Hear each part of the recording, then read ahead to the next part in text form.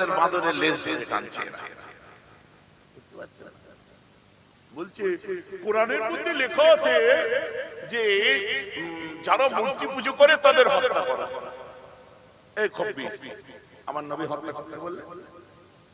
উসমান গনিকে বললেন, উসমান কোন জাতির তুমি দেখো না, ওর বুকে কি খোদা আছে দেখো না, মাথায় রেখো আমার খোদাই ওকে সৃষ্টি করেছে। বলুন সুবহানাল্লাহ। চলো ওকে আমার বাড়ি নিয়ে চলো, আমার বাড়িতে নিয়ে গিয়ে সেবা করো। সুবহানাল্লাহ। আজ কি করে এরা বলে কোরআন ওই এক মাতাল আছে ভাটপাড়া, হ্যাঁ কি সিং, হ্যাঁ জঞ্জাল সিং, কি গর্জন সিং নাকি নাম, কি সব ওই গাছের ছাল খেলে আবার পেটের অসুখ হয়, কি বলে ডায়াবেটিস হাসপাতালে। তাই সব প্রফেসরের সাথে কথা হচ্ছিলাম, এরা এরকম বলে কেন? ওই নেতা মানুষ তো ওই জন্য বিলিতি মাল ফাল খায় বলে হুজুরেরা বিলিতি মাল খায় না, এদের এত পয়সা বিলিতি মাল খাবে না, বিদেশি মাল খায় এরা।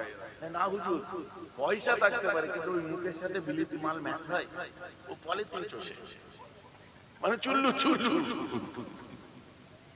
আরে বিলিতি মাল খেতে গেলে মুখের সঙ্গে তো যেতে হবে রে ভাই, ও তো মুখের সাথে বিলিতি মাল যায় না। কি জুলুমের কথা, ওটা নিয়ে আমরা চর্চাও করি না। আমাদের সংগঠনের ছেলেরা কমপ্লেন করেছে, ব্যাস ওখানেই শেষ। কারণ এই সমস্ত ভূমিভোট নেতারা হঠাৎ করে উঠবে, পরশু দিন জোড়া ফুল, তারপরে বড় ফুল, তারপরে কোন ফুল, তারপরে এপ্রিল ফুল, বুঝতে পারছেন? এদের কি অস্তি হিসাব নিয়ে আমি মাথাও মারি না। তবে আমি যদি আমরা এই অর্জুন সিং পড়া মানুষ নয়, আমরা পড়া মানুষ কি জানেন? আমরা ডেভেনপোর্ট পড়া, ফিলিপ কেট্টি পড়া মানুষ, আমরা ওয়াশিংটন আরভিং পড়া মানুষ, লামার্টিন পড়া মানুষ, ফিলিপ কেট্টি পড়া মানুষ, ডি রোজারিও পড়া মানুষ, স্যার উইলিয়াম মোর পড়া মানুষ, বিশ্বের বড় বড় বিদ্বান পণ্ডিত, ভাস্কর ইয়াং ইন্ডিয়া মহাত্মা গান্ধীজি লিখেছে দেখুন, আমার নবীরা কোরআনের সুনাম করে গেছে। এরা বলুন সুবহানাল্লাহ। এই যে কোরআন থেকে কেউ উঠে বলে দিল কোরআনে লেখা আছে এই করো, এ হঠাৎ এত কিছু থাকতে এই করোটাই মাথায় এলো। একটা গল্প শুনবেন, সুলতান মাহমুদ গাজনবী, তিনি ভারতবর্ষের রাজা ছিলেন। ঘরের মধ্যে ঢুকলেন, ঢোকার পরে দেখে আল্লাহ কোরআন, আপনার কালমা শরীফ লেখা আছে, কোরআন পায়ের দিকে, খাটের পায়ের দিকে কোরআন। বলে আমার খাটটা ঘুরিয়ে দাও, ঘুরিয়ে দিল। হ্যাঁ, কালমা শরীফ পড়লো, কোরআন দেখলো, দেখার পরে সারা রাত ধরে জেগে জেগে কোরআন পড়লো আর কালমা শরীফ পড়ে গেল। বলছি হুজুর আপনি ঘুমালেন না? বলছি চোখে যখন কোরআন দেখে ফেলেছি তো আমি কিছুক্ষণ যদি আল্লাহর কোরআন না তেলাওয়াত করি আমার ভালো লাগে না, অতএব আমি তেলাওয়াত করতে করতে ফজর হয়ে গেছে। বলেন না সুবহানাল্লাহ। ফজর বেলায় উঠে মজলিসে বসেছে, দরবারে বলছি আমার মনের বড় ইচ্ছা আমি খেজরে আলাইহিস সালাম যিনি নদীতে আছে সেই খেজরে আলাইহিস সালামকে দেখতে চাই। বড় বড় নেতা মন্ত্রী সব, আলেম ওলামা হুফাজ কুররা সব হাজির হয়ে গেছে। আরো কেউ লোক আছে, আরো সব লোক এলো, গাজীরা এলো, উকিলরা এলো, নোকাবারা এলো, উদাবারা এলো, মুসান্নিফিনরা এলো, কাজী কুজাত সব এসে হাজির হলো। বলছে আমাকে গ্রামবাসী বলছে আমাকে কেউ খেজরে আলাইহিস সালামকে দেখাতে পারবে? বলছে হুজুর কি আমি পারবো। ছেঁড়া জামা, ফাটা লুঙ্গি, আলেম ওলামারা চুপে, তুই কি কোথা থেকে দেখাবে? বলে আমি পারবো। কি করতে হবে? বলে আমি ওই নদীর ধারে যে ইবাদত করব আর আমার বাড়িতে খানা পিনা খাওয়ার আপনার ফল পাকড় যাবতীয় যা কিছু কাপড় জামা সব আপনি পাঠাবেন, 6 মাস টাইম লাগবে। 6 মাস হয়ে গেল, এরও খাবার পাঠাই, মোটা সোটা হয়ে গেছে, এর বউ বাচ্চা। 6 মাস পরে ফিরে এসে বলছে খেজরে আলাইহিস সালাম দেখা, বলছে আরো 6 মাস লাগবে। ফের 6 মাস দিয়েছি। ফিরে আসার পর হচ্ছে খেজরে আলাইহিস সালাম দেখা, বলে আমি কোথা থেকে দেখাবো, গরিব মানুষ, 1 বছর ফ্রি রেশন খেলি। আমি ওসব জানি না, কি আমার ধান্দা আছে, আমার বউ বাচ্চাকে কি করে খাইয়ে বাঁধবো, নিজে কি খাবো, আমি যা বলেছেন হ্যাঁ বলে দিচ্ছি। 1 বছর খেয়ে দিয়ে তো মোটা সোটা হয়েছে, এবার আমার জান নিয়ে নিন, কোনো আপত্তি নেই। কাল বিকাল বেলায় বিচার হবে সন্ধ্যার সময়, বিচারে সব ডেকেছে, দেখার পরে বলছে কিভাবে মৃত্যুদণ্ড তো এর হবে লাজমি আছে, কিন্তু কিভাবে দেয়া হবে বলো। একজন বলছে হুজুর একে এক কাজ করেন, একে ওই কি বলে গলা, সবাই কি বলে, সবাই কি বলেন, সবাই আপনারা কি বলেন। একজন খুব সুন্দর চেহারার মানুষ খেজুর খাচ্ছিল, তাকে বলছে আপনি কি বলেন, ও ঠিকই বলেছে।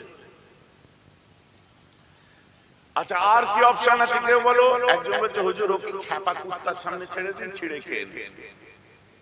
সবাই কি বলছেন, হ্যাঁ। মাওলানা কি বলেন, মুফতি কি বলেন, মাথা হ্যাঁ। আপনি কি বলছেন, খেজুর খেতে খেতে বলছে ও ঠিক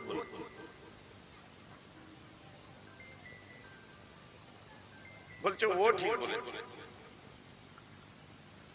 বলে আচ্ছা আর কে আছেন,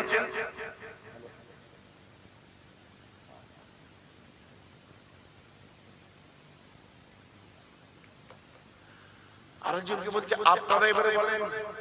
আর কে, আরেকজন বলছে হুজুর ওর যা মাল মাত্রা আছে সব কেড়ে নিয়ে ওকে দেশ থেকে জুতোর আপনার মালা গলায় দিয়ে তাড়িয়ে দিন, দেশের ত্যাগী করা। সবাই বলছে কি বলেন, চুপ। খেজুর খা লোক বলছে ও ঠিক বলেছে। রাজা তো রেগে ফায়ার হয়ে যাচ্ছে।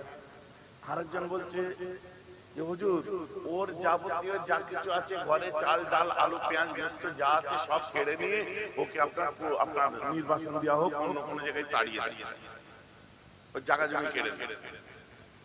সবাই চুপ। আপনি কি বলছেন, ও ঠিক বলেছে। এর রেগে গিয়ে মন্ত্রীকে জিজ্ঞেস করছে আগে এর ফাঁসি, একে আর ফাঁসি। মন্ত্রী তুমি কি বলো, বলছে আমি আর কি বলবো, আমার মতে বলে আব্দুল্লাহ আহমদ আল কুরাইশি, কুরাইশ খানদানের ছিলেন। বলে তুমি কি বলো, বলছে হুজুর ওদের সব কথা বাদ দেন, ও গরিব মানুষ, ওর বাড়িতে রেশন পাঠান, খাওয়া দাওয়া পাঠান, চাল চুলো পাঠান, ওর বাড়িতে ভালো করে বাঁচুক সেটা দিন, বেকার মৃত্যুদণ্ড বাদ দেন। সবাই কি বলে, চুপ।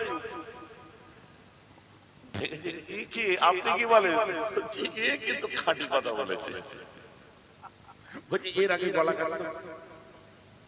গলা কাটতে দান করিয়ে দিয়েছে, সব দান করবার পরে বলছে হুজুর গলা কাটার আগে আমার একটা কথা আছে। বলে হ্যাঁ। প্রথম যে বলেছিল গলা কেটে দেন, ওকে ডাকুন তো আগে।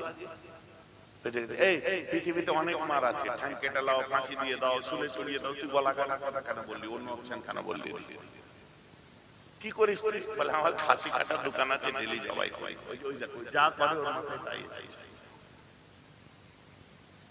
হুজুর ওই যে ওকে ডাকুন, খ্যাপা কুকুরের সামনে ফেলে দিতে বলেছিল, তুই এদিকে, তুই কেন খ্যাপা, তুই অন্য অপশন বলতে পারতিস। বলে হুজুর আমি তো আপনার কুকুরকে ট্রেনিং দিই, ওর সামনে বসতে ছেড়ে দিই, খাই, বলে দেখুন যে যা করে মাথায় ঠিক থাকে এটা করে। একে জিজ্ঞেস করলে তুই কেন দেশ থেকে জায়গা জমি কেড়ে নিয়ে তাড়িয়ে দিতে বললি।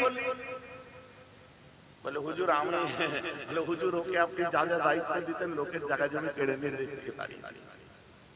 আর ওই যে বললো চাল সব কেড়ে নাও, ওকে আপনি গরিবদের বিলাতে যে চাল দিতেন সব ছেড়ে গেল।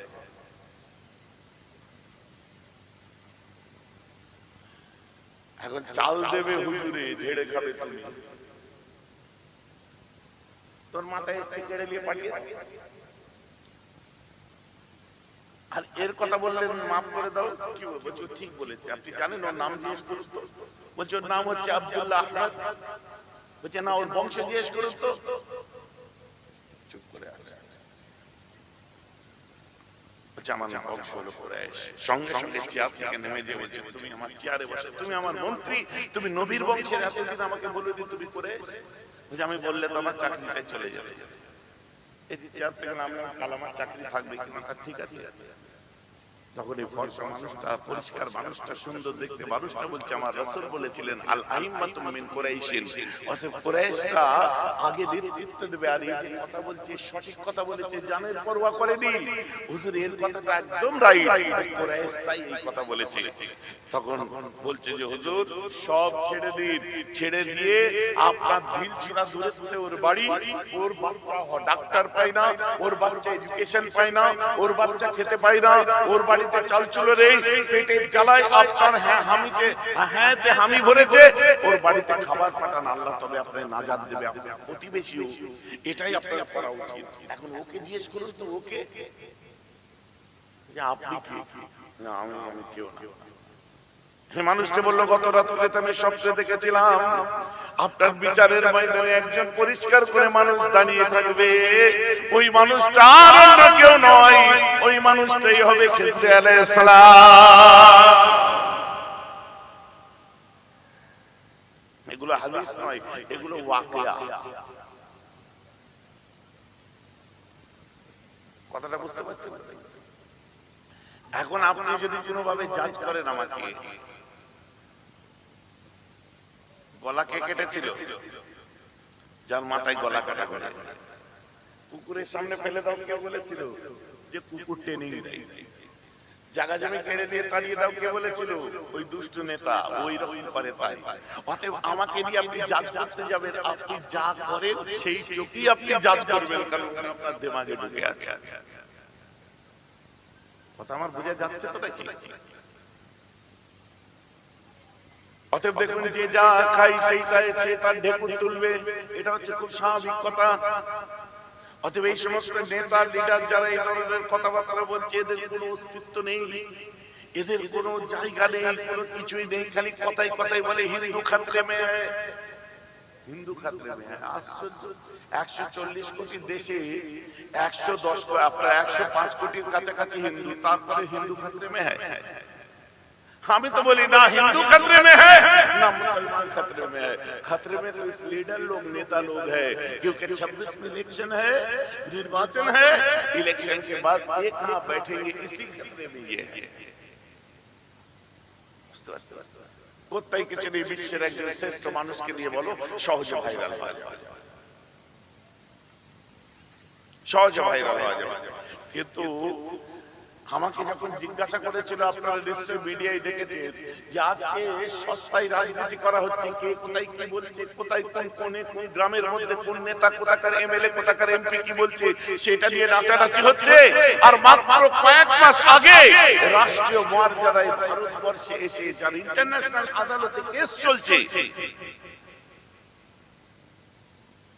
কান্দাহার বিমান হাইজ্যাক কাণ্ডের যিনি ফান্ডা, মাসুদ আজহারের মতো কুখ্যাত সন্ত্রাসী তালিবানিদের যে ছাড়িয়ে নিয়ে গেছিল, সে আমির খান মুত্তাকিকে ভারতবর্ষের জামায় আদরে এক সপ্তাহ ধরে তাকে রাখা হলো, তাকে রাষ্ট্রীয় মর্যাদা দেওয়া হলো, এই মর্যাদায় নিয়ে আসা হলো। এবং যখন হাত পার করে দিয়েছে, তখন যখন যোগী আদিত্যনাথের রাজ্যে, বাবার রাজ্যে নিয়ে গেল, লাইন দিয়ে গার্ড অফ অনার দেওয়ার জন্য পুলিশ দাঁড় করিয়ে দিল। এখনো পর্যন্ত কোন রাজনৈতিক বক্তার মুখে এই বক্তব্য শোনেননি আপনারা। পবিত্র ভারত ভূমি, গরিব নওয়াজের ভূমি, আপনার কি বলে খাজা বাকিবুল্লাহ যে মাটিতে শুয়ে আছে, নিজামউদ্দিন আউলিয়া যে মাটিতে শুয়ে আছে, যে দেশটাকে হিন্দু সম্প্রদায়ের মানুষ রাম জন্মভূমি বলে থাকে, তেমন একটা দেশে প্রত্যেক তালিবান লিডার এসেছিল। এই প্রশ্ন এখনো কোনো রাজনৈতিক লিডার বক্তব্যই দেয় না, কারণ এদের কাছে সেন্ট্রাল থেকে গাইডলাইন এসে গেছে যে কি এটাকে নিয়ে তোমরা কেউ ইস্যু বা কোনো মুদ্রা বানাবে না। আমরাও খবর পেয়েছি, কিন্তু আমি তো রাজনীতি করি না, আমি আমার নিজের সমাজ থেকে বক্তব্য